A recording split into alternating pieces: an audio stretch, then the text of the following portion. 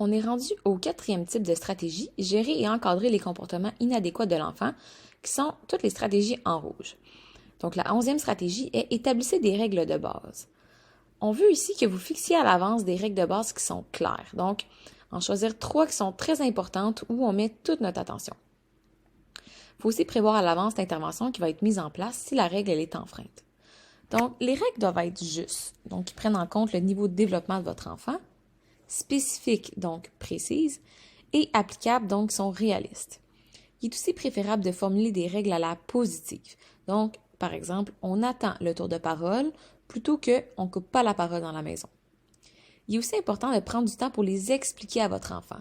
Ça peut être fait pendant une réunion de famille où on demande l'avis des enfants.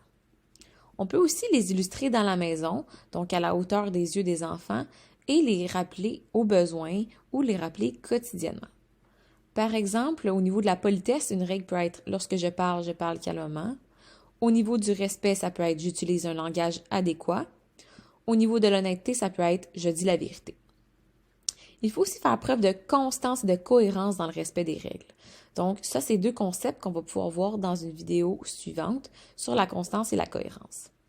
Ce qu'on aime de cette technique, c'est que ça permet à l'enfant de comprendre qu'est-ce qui est attendu de lui et ça permet aussi de rendre les règles claires et concrètes pour le parent.